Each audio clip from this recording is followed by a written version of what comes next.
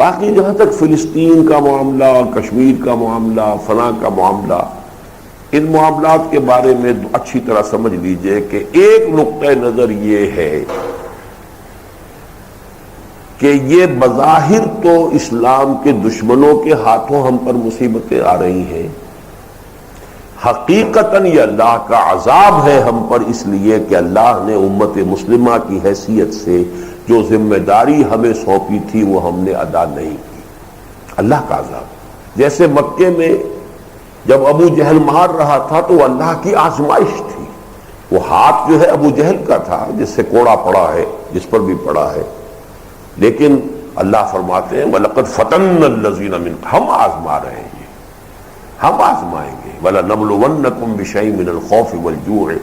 تو وہ آزمائش تھی صحابہ کرام کی اللہ کی طرف سے، اگرچہ بظاہر وہ ان لوگوں کے ہاتھوں آ رہی تھی۔ اس حوالے سے یہ جان لیجئے کہ اس وقت امت کا جو حال ہے وہ سزا کا ہے، عذاب کا ہے۔ آپ کتاب میری پڑھ چکے ہیں، سابقہ اور موجودہ مسلمان امتوں کا ماضی حال اور مستقبل۔ وہ امت جو اتنی لاڈلی پیاری تھی کہ یہاں تک پہنچ گئی، نحن ابناء اللہ واحباہ، ہم تو اللہ کے بیٹوں کے مانند ہیں، بڑے چہیتے ہیں، ان پر جو جو کوڑے پڑے ہیں اللہ کے عذاب کے۔ فَلِمَ يُعَذِّبُكُم بِذُنُوبِكُم بَلْ أَنتُم بَشَرٌ مِّمَّنْ خَلَقَ، ایسے ہی لاڈلے ہو تو تمہارے اوپر یہ کوڑے کیوں پڑتے رہے، کبھی اسیریوں کے ہاتھوں، کبھی نبوکڈنضر کے ہاتھوں، کبھی یونانیوں کے ہاتھوں، کبھی رومیوں کے ہاتھوں، کبھی جرمنوں کے ہاتھوں، ایک پر ایک کوڑا مزیدار پڑ رہا ہے۔ کیوں پڑ رہا ہے؟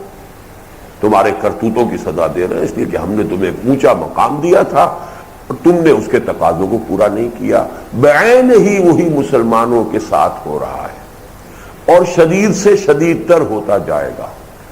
جب تک کہ امت مسلمہ اس فرض منصبی کو ادا نہ کرے۔ اور اس فرض منصبی کا منیمم تقاضا یہ ہے کہ کم سے کم ایک ملک دنیا میں سائزیبل ایسا ہونا چاہیے کہ جس میں وہ اللہ کے دین کو قائم کر کے دنیا کو دکھا سکیں یہ ہے اللہ کا دین، صحیح نمائندگی کر سکے روئے ارضی پر اللہ کی، ورنہ وہ مس ریپرزینٹ کر رہے ہیں اللہ کو اور اس کی جرم کی سزا جو ہے انہیں مل رہی ہے۔ جن لوگوں کی سمجھ میں یہ بات آ گئی ہو وہ تو اپنی ساری توانائی، ساری قوتیں، سارے اوقات جو بھی ہیں، ہر شخص کا اپنا دھندا ہے، اپنے بال بچوں کا پیٹ بھی پالنا ہے، اپنے بھی کچھ ضروریات ہیں، اس سے جو بھی وقت بچاتا ہے یا جو بھی سرمایہ بچاتا ہے، اب اس کی انویسٹمنٹ کہاں کرے گا؟ جس کی سمجھ میں یہ بات آ گئی ہے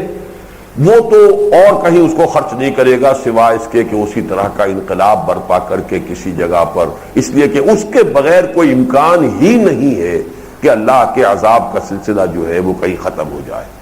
وہ ایک جگہ سے کوئی تھوڑا کم ہوگا دوسری جگہ زیادہ ہو جائے گا، دوسری جگہ سے کم ہوگا، جیسے فساد خون ہوتا ہے۔ مولانا مودودی نے یہ مثال ایک زمانے میں دی تھی کہ خون کا فساد ہے، ایک تھوڑا یہاں نکل آیا ہے، آپ نے اس کی خوب مرہم پٹی کی، پلٹس باندھی، سب کچھ کیا، لیکن آپ نے فساد خون کا علاج نہیں کیا، وہ ٹھیک ہو جائے گا، کسی اور جگہ پھوڑا نکل آئے گا۔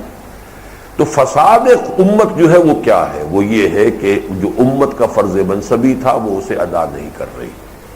تو جن لوگوں کی سمجھ میں یہ بات آ جائے ان کی تو لاجیکلی پھر ان کی ساری توجہ، ساری توانائیاں، سارے اوقات صرف ہونے چاہیے اس پر کہ گویا کہ اصل کیوریٹو ٹریٹمنٹ جو ہے اس پر مرکوز کریں۔ جن کی سمجھ میں یہ بات نہ آئی ہو، بڑی تعداد ایسی لوگوں کی جن کی سمجھ میں یہ بات نہیں آئی، وہ اگر مدد کر رہے ہیں تو بہت اچھا کام کر رہے ہیں۔ ہم ان کی کبھی کسی درجے میں بھی، چاہے وہ فلسطینیوں کی مدد کر رہے ہوں، کشمیریوں کی مدد کر رہے ہوں، وہ چچنیا والوں کی مدد کر رہے ہوں، تو بہرحال تھوڑے کو بھی تو آخر کچھ نہ کچھ درد جو دے رہا ہے تو پلٹس باندھ کر یا کوئی اور اس کے اوپر ٹریٹمنٹ کر کے جو کم سے کم جو ہے جتنے درد ہو رہی ہے اس میں کوئی شدت میں کمی ہو جائے تو وہ برا کام نہیں ہے، کوئی غلط کام نہیں ہے۔ لیکن جن لوگوں پر پہلی حقیقت منکشف ہو گئی ہے وہ بھی اپنی صلاحیتیں وہاں جھونک دیں گے تو اصل کیوریٹو ٹریٹمنٹ کا تو کوئی بندوبست ہوگا ہی نہیں۔